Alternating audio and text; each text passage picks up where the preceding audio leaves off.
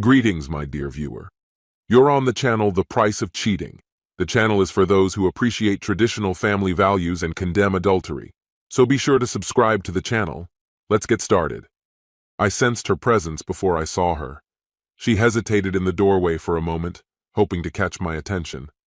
Deciding to ignore her, I closed my laptop and put it away. The desk, the printer, and everything else on my to-do list were already taken care of. The only thing left within me was a simmering anger.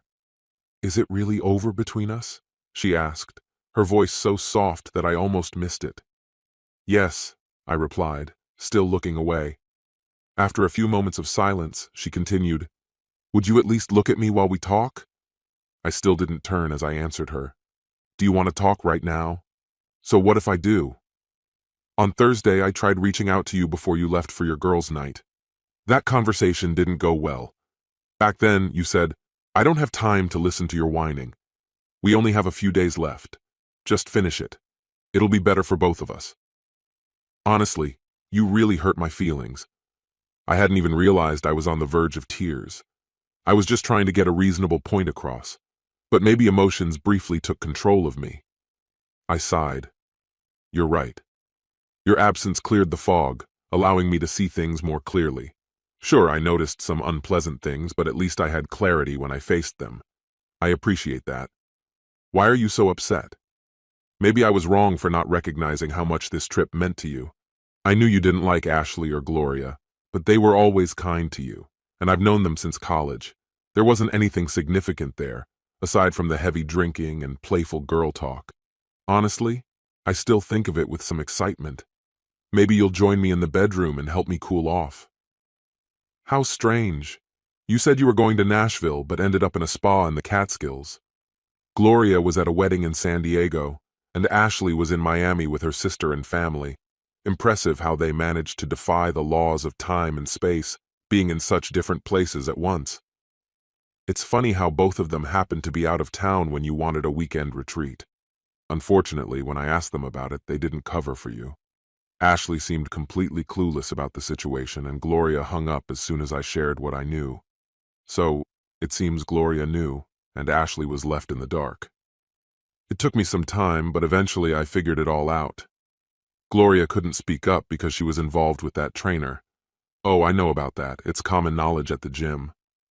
I decided to send her a letter with a photo of her kissing the trainer, his hands on her back, and her thong showing above her yoga pants.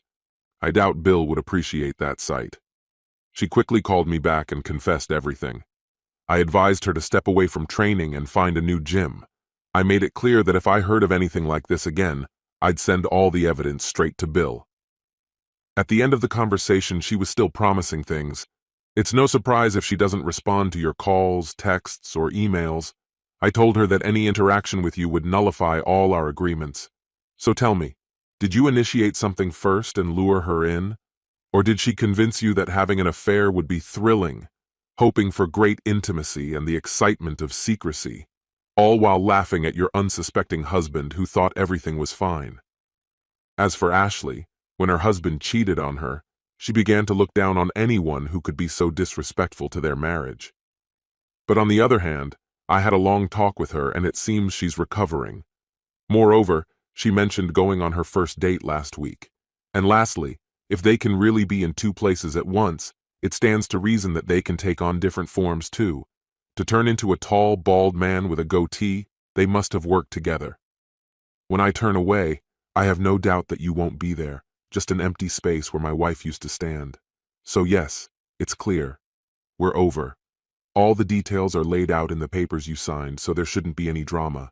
You'll be well taken care of, and if you manage your finances wisely, you'll stay stylish for the rest of your days. So leave it alone, Jen. Let's leave this place with some dignity. You can be with whoever you want, and I'll focus on healing and finding the next partner. It may take some time, and I'll likely struggle with trust, but hopefully, I'll overcome that eventually." As I spoke, there were occasional sighs and sobs as I methodically unraveled the life we had built together. I turned around. She looked terrible. Her once flawless makeup was smeared with tears and her shoulders slumped. If I had to guess, this was the last thing she expected. A pity. She never understood me. I suppose the lesson was learned too late. I've taken everything I need for now. I'll be back in 2 weeks, and by then I expect you and everything that reminds me of you to be gone. Don't think about it. This is my home, and I intend to keep it. 2 weeks, Jen. With a cry, she dropped to her knees and grabbed my hand as I turned to leave. We should stay together, darling. Let's talk about it. There's nothing to discuss. You betrayed 29 years of marriage for a younger lover. The choice was made. Now you must suffer in poverty and loneliness. I firmly pulled her hands away. As I said, the conversation should have happened before this weekend. Deep down, you must have known what would happen if I learned the truth about you. Was it worth it? She knelt there, crying as I closed the door on our relationship. With a sense of resolve, I straightened my shoulders and walked out into the world, leaving it all behind. This concludes the story. If you like it, then put your powerful like and subscribe to the channel.